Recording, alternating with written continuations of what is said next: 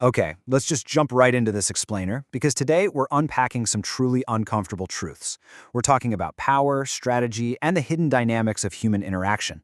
Fun fact here, the book we're covering is actually famously banned in a lot of prisons because its strategies are just considered too dangerous.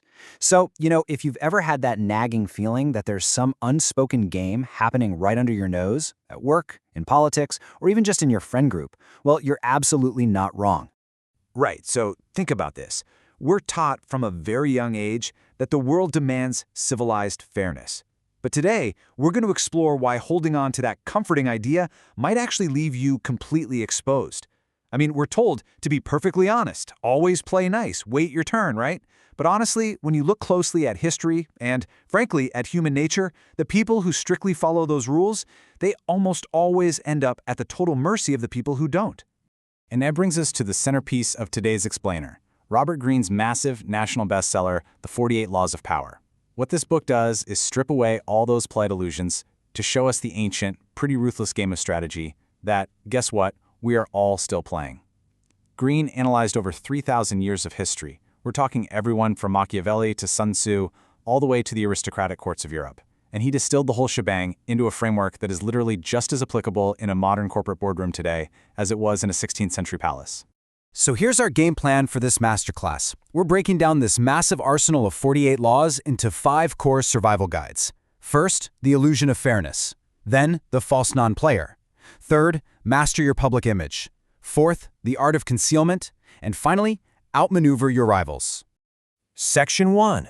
The illusion of fairness. The velvet glove of modern power. Let's expose the core paradox of the society we're living in right now, and why appearances can be incredibly deceiving. Now, what's really fascinating here is the contrast. We all pretend to live in this civilized, democratic utopia where everyone is decent, fair, and equal. But beneath that polite surface, the scheming, indirect power dynamics of an old aristocratic court are still completely running the show. Back in the day, courtiers had to outwit each other without ever looking like they were making a power grab. And honestly, today, we face the exact same dilemma. You have to be super subtle, congenial, but cunning. Basically, if you're going to defeat an opponent, it has to be with a velvet glove on your hand and the absolute sweetest smile on your face. And to drive that home, look at this classic quote from Machiavelli. Any man who tries to be good all the time is bound to come to ruin among the great number who are not good. It perfectly captures the danger you're facing. If you take the modern rules of perfect fairness at face value, you're going to get crushed by the people who know it's just a game. It's a tough pill to swallow, sure, but volunteering to be the golden retriever in a room full of wolves? Yeah, that's just a terrible survival strategy. Which brings us to Section 2, the false non-player, disguising the hunger for power. If everyone is secretly playing this game, we really need to know how to spot the most dangerous players on the board. And those dangerous players are what we call non-players. These are the people who constantly flaunt their moral qualities, their absolute honesty, or even their naive weakness. But here's the catch. It's a trap. It's a clever, indirect strategy to disguise their own manipulation and power grabs. You absolutely have to beware of those loudly demanding absolute equality because it's designed to throw dust right in your eyes. We all know that one coworker, right? The one who constantly complains about workplace drama and insists they don't care about promotions, but somehow, mysteriously, they're always the one pulling the strings behind the scenes. True powerlessness rarely advertises itself. Section 3. Master your public image, controlling how the world sees you.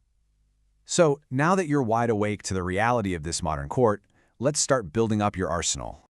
These specific laws of image show us that because everything, and I mean everything, is judged by appearances, just blending into the timid masses is a fatal mistake.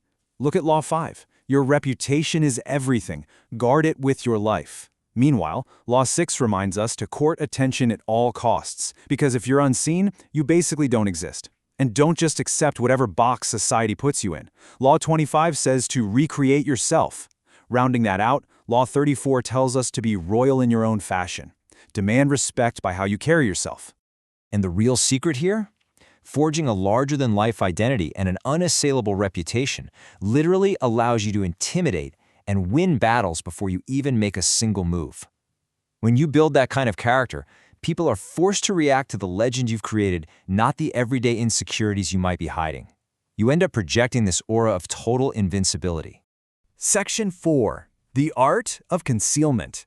The power of smoke and mirrors. Because in this game, transparency is just a massive vulnerability. These laws of concealment are all about creating a smokescreen. Law 3 tells us to conceal our intentions, and Law 4 says to always say less than necessary. Why? Because the more you talk, the more common you appear, and the more likely you are to slip up and say something foolish. Then there's Law 14, pose as a friend, work as a spy. Gather intel, and Law 30 might be my favorite. Make your accomplishments seem effortless. If people see the grinding gears of your hard work or the clever little tricks you're using, they can pinpoint your weak spots. You've got to keep the curtain tightly closed. Because ultimately, power resides in the unspoken. Hide your toil, hide your motives.